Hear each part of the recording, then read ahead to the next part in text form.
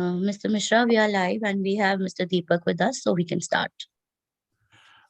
Good evening, everybody. And this is a privilege to still bring the second season's second episode today. And we have today with us J. Sai Deepak, arguing counsel, Delhi High Court in the Supreme Court of India. Dear Sai, can I call you Sai? Is it okay with you? Yes, sir. Am I audible and visible? You are audible, visible, all fine. My apology to all the technical glitches. And I was just wondering that I just wanted to save it. And somehow we both are live. Everything is perfect now. Yeah. It happens. And I was feeling that you will know more about technology than me. But I could see that even you had some issues because I am totally challenged. Totally. As a mechanical engineer, we run away from computers, sir. Wonderful to have you here, Sai. Thank you, sir. I just tell you that before we talk about your early years, your childhood and your education, I will just like to say that the kind of admiration you have in the younger generation, you are also very young, but much younger to you who are already in the law school or who have just passed out. And I don't do shows very frequently now. If somebody says it has to be done, then I do it. And a lot of people said that how in the courts it moves and how when you put an argument and how it is taken up in a place like Delhi, where I am also a first generation lawyer working for 22 years now. Right. And it's a huge thing to survive and thrive and create a place for yourself. So I know that you have allowed me to dedicate one or two shari to survive in Delhi and work in Supreme Court all your life. So Josh Malihabadi is a very famous North Indian shire. And you know, the shires have the title with their hometowns. Like hometowns, yeah. Gorakhpuri, Josh Malihabadi. So he has said, Hawaएं जोर कितना ही लगाएं, हवाएं जोर कितना ही लगाएं, आंधिया बनकर मगर जो घिर के आता है, वो बादल छा ही जाता है. अच्छा.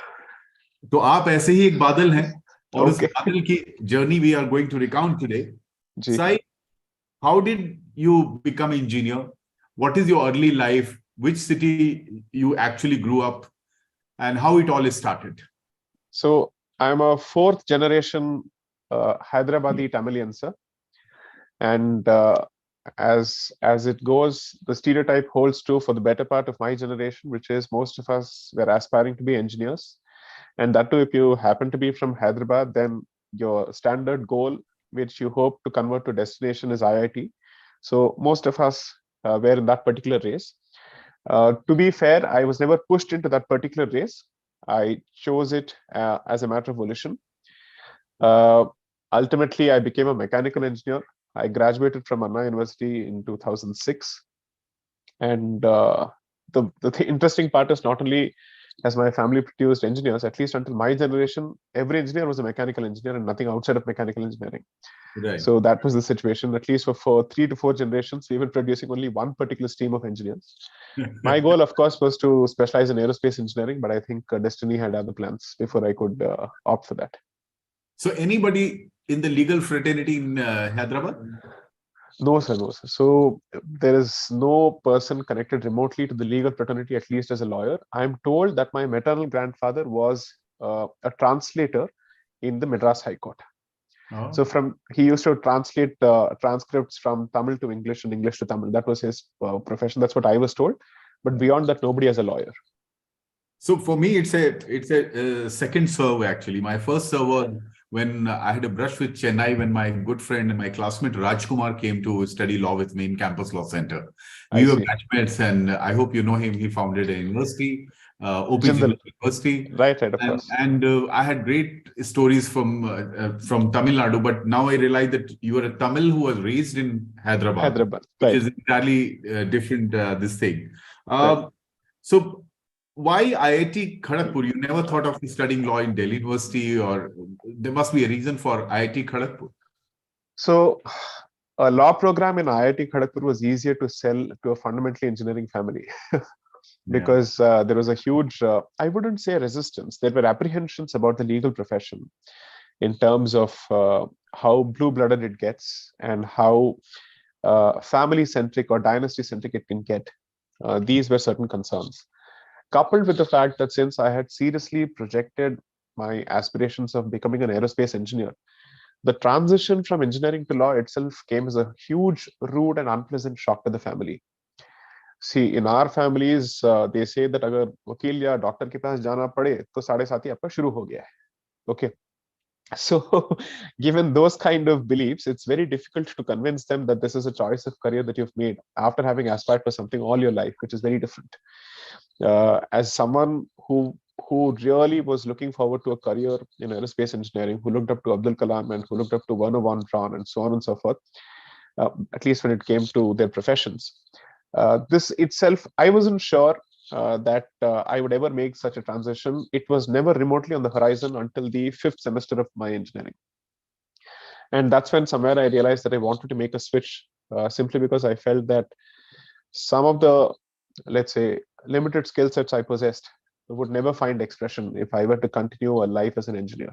And therefore, a transition to a field which required greater engagement with the public, with public policy, with the system, so to speak, was something on the cards much later. So hence the transition. And since IIT Kharagpur was interested in starting a program, you see, from 2004 onwards, serious introduction of humanities in the undergraduate stream in IIT had begun. The process had started. And as part of that particular process, Rajiv Gandhi School of Intellectual Property Law was set up in 2006 in IIT Kharagpur. So this experiment, so to speak, was meant to showcase the fact that not only could IITs run humanities program as full-fledged institutions, just as MIT also has humanities, so to speak, they also wanted to produce a certain branch of lawyers who came from the technical pool of the country. And I was part of that particular experiment. And so it was much easier for me to sell that program to the family. Yeah. And also the fact that that transition was almost a decade later, like I would say 90s till 90s, if you're not, after becoming an engineer, you are trying for civil services. And if you're not trying for civil services, the option two was to get into Indian Institute of Management or other management institute. And that was a killer combination to become an investment banker or go abroad, especially for places like Hyderabad or Lucknow or Patna. But this train, which is a train where I think you are the brightest star there, the engineer turns into a lawyer. In fact, we had two classmates who were engineers in Campus Law Center 94-97 batch. Both of them became IS. They had law as a second subject. That was the idea. But you are a full-blown, full-blooded engineer lawyer. And then you choose Delhi. Right. And that's very brave, because I know few of them. One of your big admirers, I have to take his name, is Sridhar Pottaraju, my classmate, my roommate also. And he says that when he came to do law, it was like absolutely what you were saying, Sai, exactly the same thing, complete resistance in the family. Why Delhi? Studying in Hyderabad. So why Delhi? So the one thing that I realized during the course of my research, and let me be honest here, the confession is, until I joined the profession, my internships in law school were predominantly in entities like General Electric, at their second largest R&D division, which is based out of Bangalore. And one of the other internships was at IIM Ahmedabad. So these were the kind of places. I had never interned at law firms or with chambers or advocates for that matter. And I'll tell you why. Because one, my knowledge of the legal landscape was abysmal. I had absolutely no idea. If someone had mentioned Amachand Mangaldas around that period, and they did, I said, "Ye kis marriage bureau ka naam hai?" Okay. And it so happens, I've joked this to my briefing counsels from Amerson themselves recently, saying, It's a nice life has come manner a you full have said. circle. They are Right. great friends of both of us. So it's a very Right. nice thing you said. So that was the level of my knowledge. And so my friend who got an internship with Khaitan in law school, his father asked him, "Beta, tum kis pankhe ki company mein kyun kaam kar rahe ho?" Okay. And he's from Bihar. Okay. I can take his name. His name is Nikhil Ranjan. So these are the kind of backgrounds that me and my friends, rather, we come from, where we have no idea of the legal fraternity at all. But before I came to Delhi, uh, I did a fair bit of recce talking to people. I had several apprehensions about coming to Delhi, um, whether the complexion based racism is a reality of Delhi life. Okay, these are questions that I had in my head. But as someone who's lived in Delhi for close to 14 years now, allow me to make this confession that I love the city, contrary to, let's say, all the demonization that the city undergoes. It is truly a place of opportunities. And three, I haven't seen a more cosmopolitan bar than the Delhi bar. Absolutely. I can confidently say this, that very few people from the north of Vindhyas can do as well in the south of Indias as people from the south of Indias can do in north, especially in Delhi. That's a fact. Okay. So well said. So well said. And I'm not sure, this is not, let's say, a comment or a jibe at anybody else, but I know for a fact that this particular bar happens to be so welcoming. So there is this apprehension typically about acceptance, factionism, lobbying, and all that.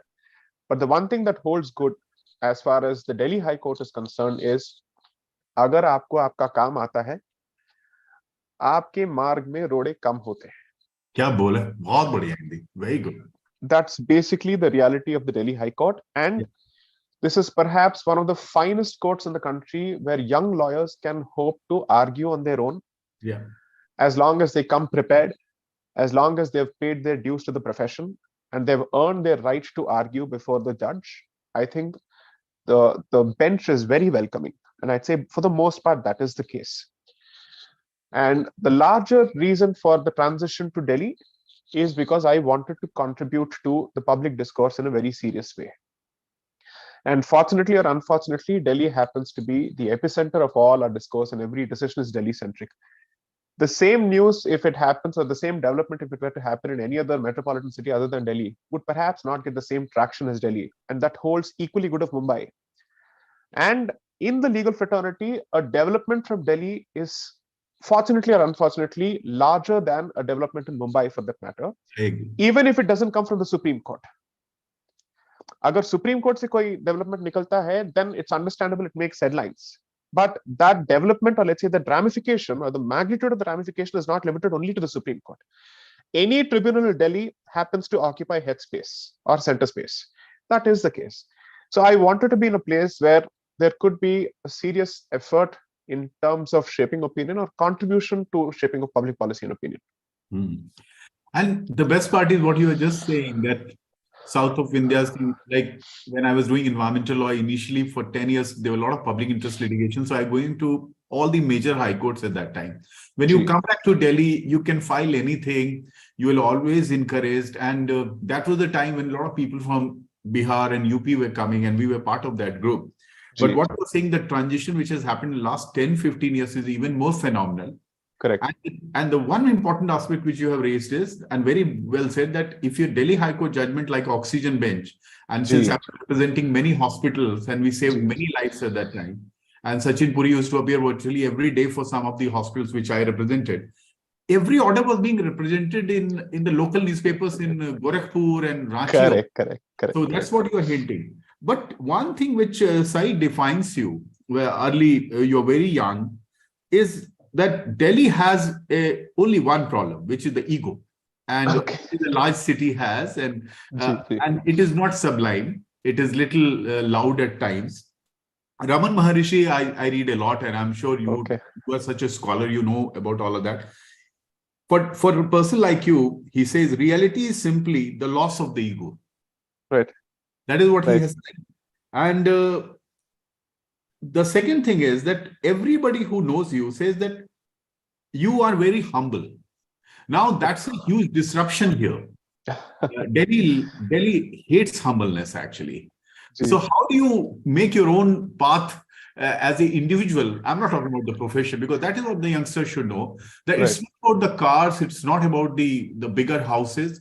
It's also about the kind of substance you bring in your personality. Sir, I think you have met a good cross section of people who have had good things to say about me. You haven't met the other cross section. That's what my job is. All I would say is I've learned perhaps the hard way that even your professional journey is not a solo act. On the way, बहुत सारे लोग होते हैं whose kindness helps you. I've learned this in a very real way, especially after I went independent. And also, fortunately, my journey has put me in a certain position where I have come in touch with vastly and superiorly better informed people who are masters at their subjects. तब जाके आपकी जितनी भी अकड़ होती है वो चकनाचूर हो जाती है. Okay, when you realize you may be good at what you do, but there are better people, and usually where you are is not just a function of your talent, but a serious function of what they call in Sanskrit prarabdha. Wow. Which is, it effectively comes as a product of circumstance and all that you have earned perhaps in your previous life. As a practicing Hindu, I believe in karma. So, so I don't know if my humility is something that I have ever, how do I put it, I've taken consciously, because I don't consider myself a humble person remotely. I'm very confident of what I can do, but I'm equally clear about what I cannot and what others can do. So I think it's less to do with humility, going by the textbook definition of humility that most Bharatiyas subscribe to, and more with the realization कि 19 के ऊपर 20 होता है और 20 के ऊपर 21 भी होता है. That's it. Very well. बहुत बढ़िया.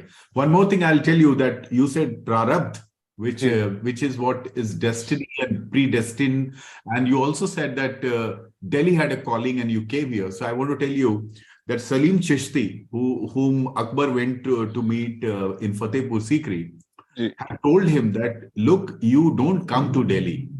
Right. You are called to Delhi. Right. And that is a divine thing, and that is something which has happened to many people from Odisha, from West Bengal, from Chennai, when they realize that they have come here without being really very fond of that kind of shift, but the shift has a bigger purpose attached to it. So coming to the practice now, and especially the practice, you joined a law firm, you worked there for many years. You have created a very niche in constitutional issues and intellectual property rights litigation. They have intellectual property right litigation in Delhi has a huge potential. I will just tell you that we represent Z virtually in every litigation in India. We are so all the music copyright litigation like Saregama, we represent. My one or two partners of the firm always are there. So I know how much IPR litigation happens. You are a person who is treated with a lot of sincerity and seriousness here. Some of the cases I want you to talk about to the youngsters. That is part one. Part two would be where you'll really like to say is that there is a lot of misunderstanding about whether to specialize early, whether to specialize later. And that is something we both have. Like I have a LinkedIn thing from 10 years and I guide a lot, but I'm still clueless. I did environmental law and then it became so big that today we do merger acquisitions, private equity, everything. But what is your thinking about the specialization, and what is the IPR practice as such, and where do you see IPR practice going actually finally? Right. So the entire point of making the switch to law was to be able to excel at constitutional law. Yes. And my law school advisor, Professor N.L. Mitra, who was one of the vice chancellors of NLSIU and the founding vice chancellor of NLU Jodhpur, was the advisor to my law school. So when I graduated, there were three options in front of me. First was an opportunity at GE, because they run a center called the Patents, Analytics and Center of Excellence, which is where you have business intelligence and competitive intelligence, where they need a combination of engineering and law. so that you can read patents and you also know how to navigate that particular jungle. So that was my internship. So the second option was, as part of my law school itself, I had worked on a few patent matters for Sai Krishna and Associates, which was the first ever employment ever that I had taken up. And this was in 2008. They hadn't developed a patent team by then.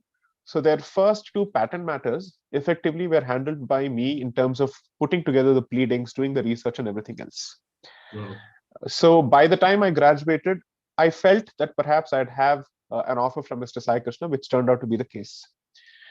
The third option was I was given a letter by Dr. N.L. Mitra to speak with Mr. Gopal Subramaniam, who had just been made the SG at that stage in 2009. So I'd had a detailed telephonic conversation with Mr. Gopal Subramaniam. I don't know if he still remembers it, but I have the letter that was given to me. And it just so happens that since I come from a fairly humble background, I had educational loans to settle and all that. And constitutional law doesn't pay at the outset. So I chose to go with Mr. Sai Krishna's offer because litigation is where my heart was. तब तक मैंने family को ये झांसा दिया था कि मैं जी को ज्वाइन कर लूंगा, इन हाउस चला जाऊंगा, मैं कंपनी में जाऊंगा, कोर्ट कभी नहीं जाऊंगा. Okay, so that offer was meant for the family's consumption, not for me. Litigation is where my heart was always. So once I entered Sai Krishna, because the firm was and still remains a force to reckon with as far as intellectual property is concerned, I got a fair bit of my, let's say, cutting the teeth options and opportunities in that place. So I did a fair bit of IP as well as non-IP. So my appetite for constitutional law was whetted in that particular firm when I had the opportunity to work on this matter, Tata versus Greenpeace, Tata Sons versus Greenpeace, which is perhaps the first landmark judgment on the interplay between constitutional freedoms and IP rights. We were representing Greenpeace and I was the second chair. And I think I was in the second year of practice then, or perhaps, yeah, second year of practice then. And these were the kind of opportunities which gave me greater access to constitutional law, but from an IP perspective. Then the second major opportunity was in Shreya Singhal, where we represented IAMAI, which is all the Internet and Mobile Association. So Facebook, Yahoo, Google. So the primary challenge in Shreya Singhal was 66A, but the other challenge was to 79.3B. Right. Okay.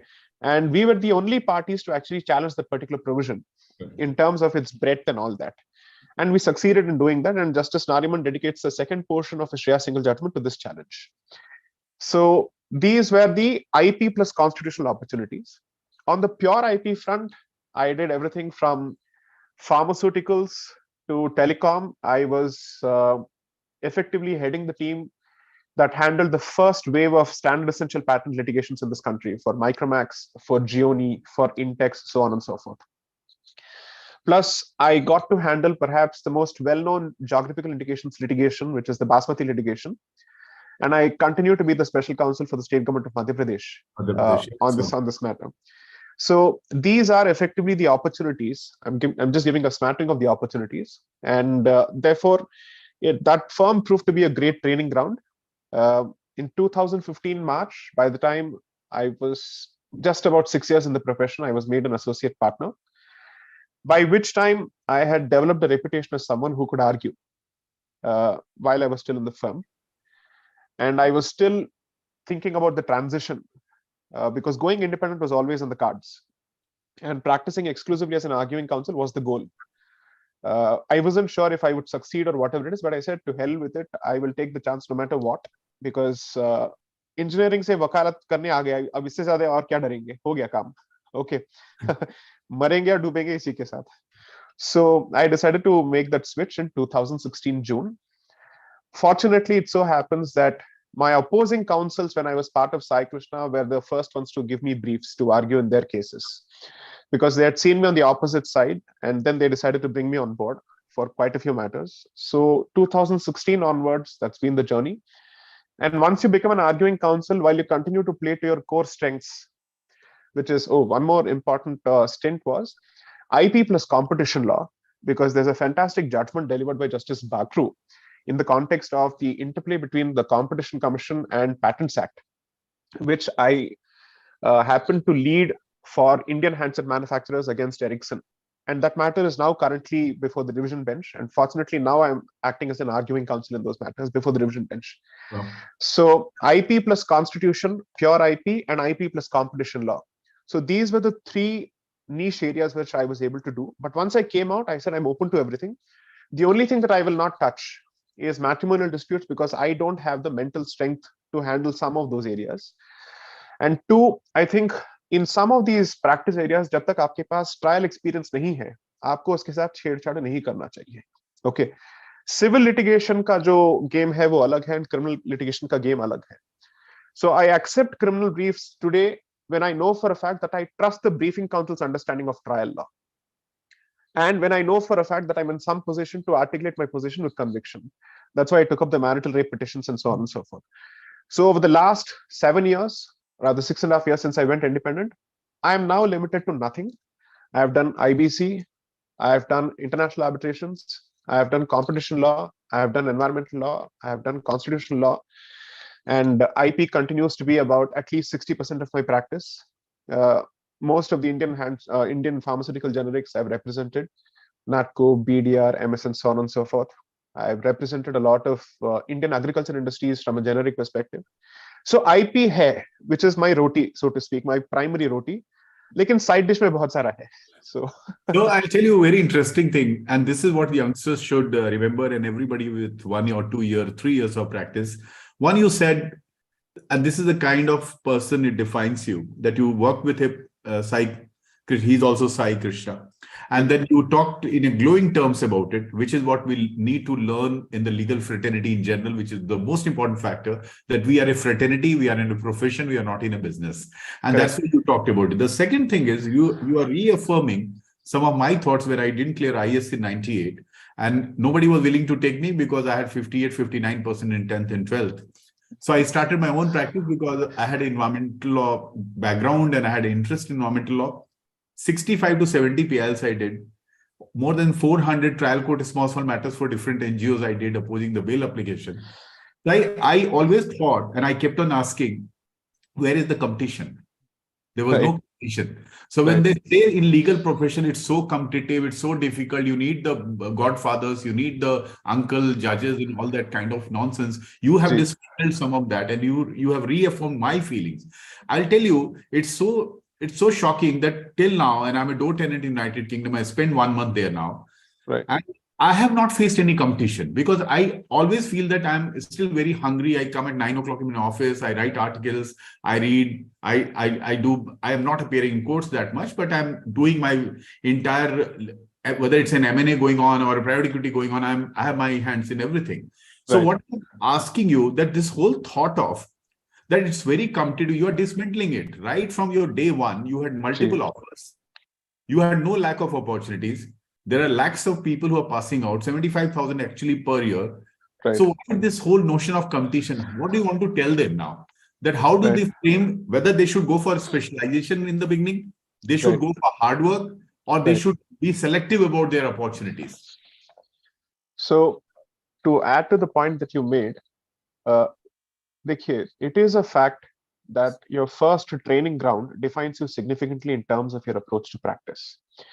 तो आप पहले जिसके साथ काम करते हैं वो बहुत ही इंपॉर्टेंट हो जाता है क्योंकि वहां के तौर तरीके, practice traditions, approach to the profession, all that you learn. So in that sense, yes, the fact remains that Sai Krishna & Associates proved to be a great training ground. I got great opportunities there. And that is what gave me the opportunity to aspire to become an arguing counsel. So that's one. Now, the second thing is, to answer your question of specialization, I think every journey is unique. And the circumstances of your journey and the circumstances of my journey may not exactly be the same. It's very difficult to actually draw some kind of equivalence. But I think the basics would be, at the very least, law school से बाहर निकलते वक्त आपके दिमाग में तो ये clarity होनी चाहिए कि आप करना क्या चाहते हैं. Correct. Okay.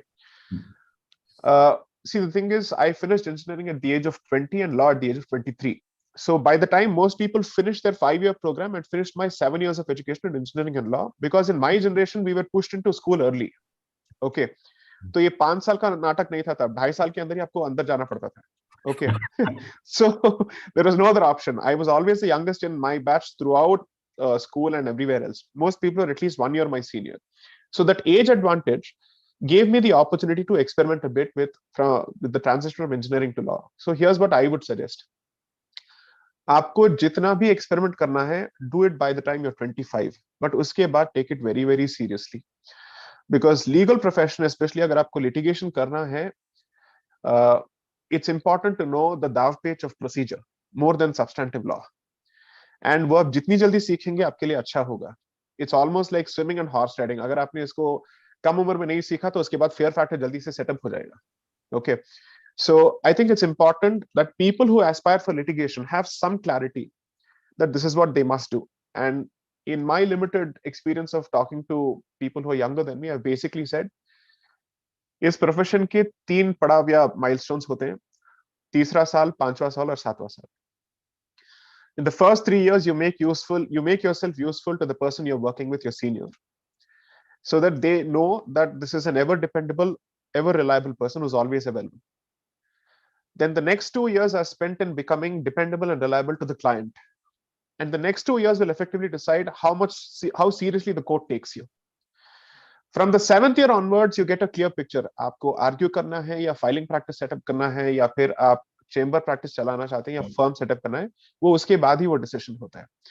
So I would say it starts from dependability from the senior's point of view, to credibility from the client's point of view, to visibility from the court's point of view. That is the journey. तो ये 7 साल का तो है. And this 7 years, I think, is only 50% of it is about legal acumen. The rest of the 50% is about patience and reed ki haddi. Both of them are important. Now, I don't deny that there are certain realities of the profession where you see some people have a certain background privilege and all that. But किस profession में नहीं होता है is something I'm not able to understand. Her profession में होता है. Very well. So I don't see the point in because you see at the end of the day, client को सिर्फ एक चीज से मतलब है, आपका काम हो सकता है या नहीं हो सकता है. That's it. Okay. Connections are useful simply because they feel that इससे काम हो जाएगा.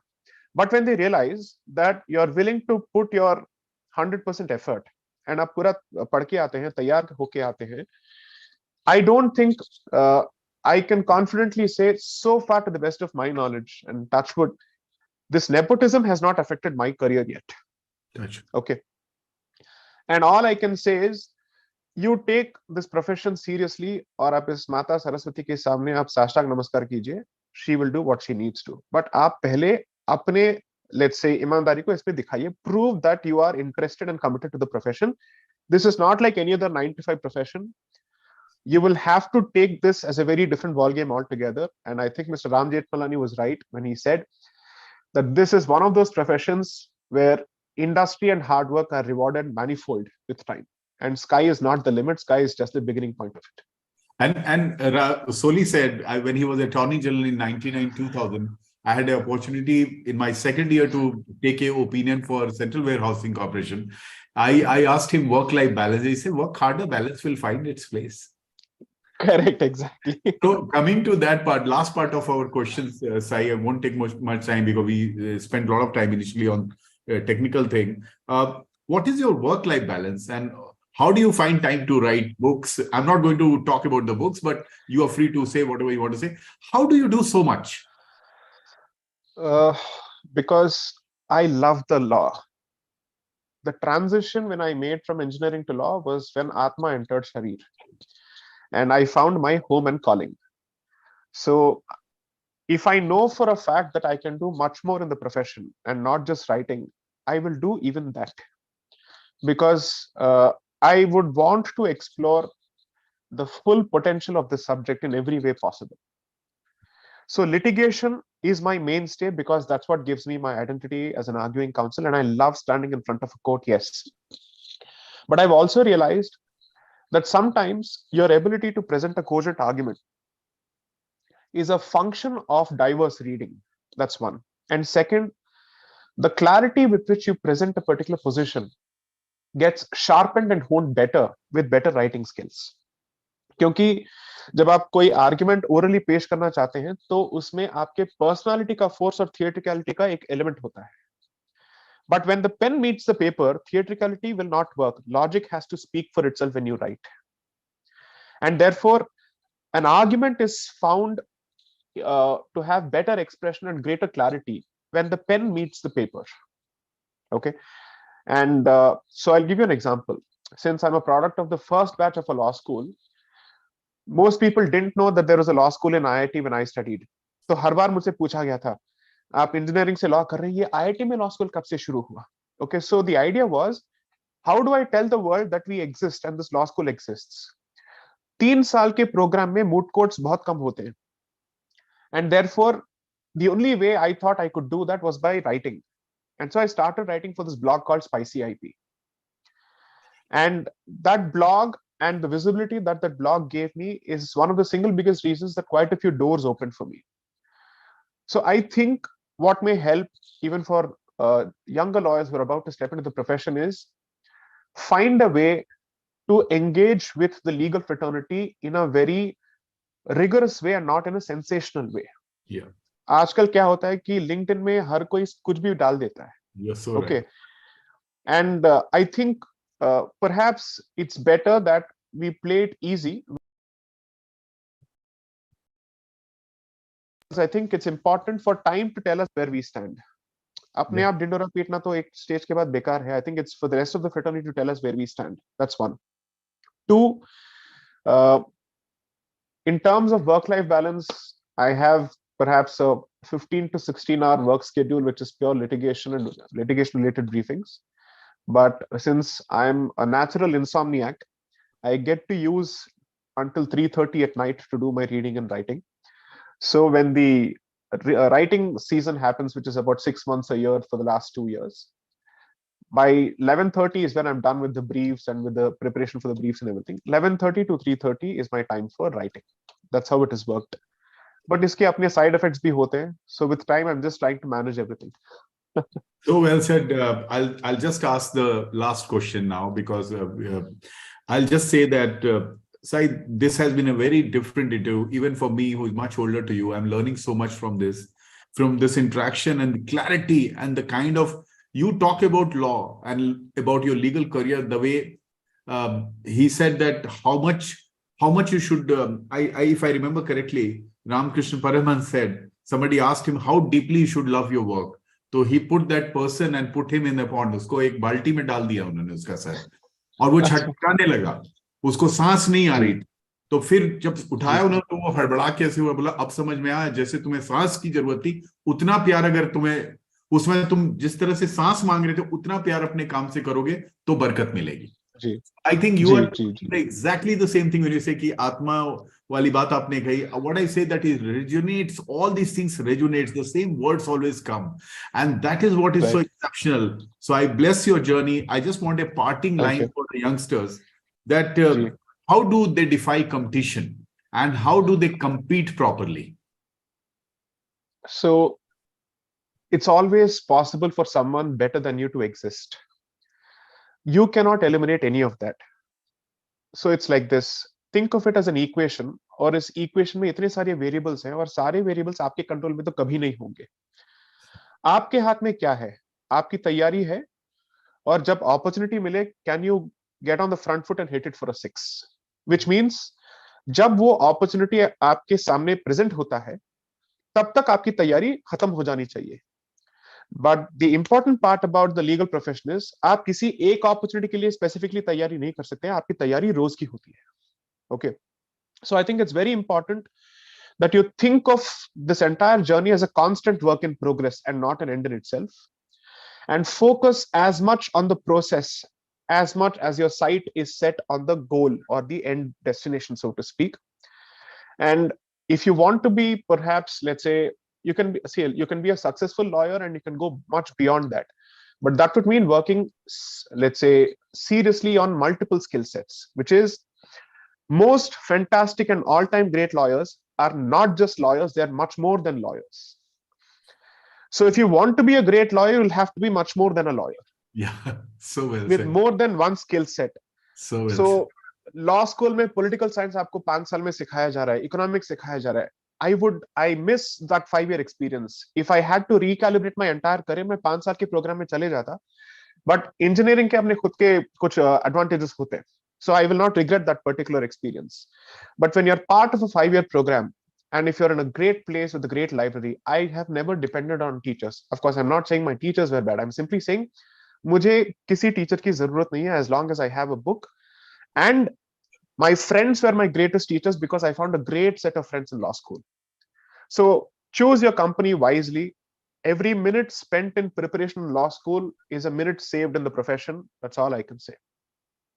Sai, this is one of the best interviews we ever had, and so many things come to my mind. But I will say that a lot of people, when they talk about just removing and bitterness and small issues, you have only talked about, without being direct about it, how you should have a larger picture and how you should be futuristic, how you should care about everything. You have an environmental thing common with me, and I'll dedicate one last poetry of Kafi Azmi to you.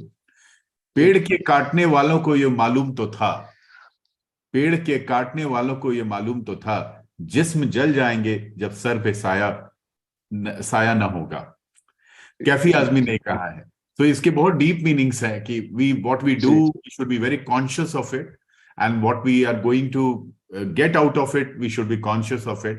I thank you, and Business World thanks you for your time, and I know this is a momentous journey which has just started happening. I'll be in touch with you. Thank you, Sai. Thanks for your time. Thank you, sir. Namaste. Thank you. Thank you, sir.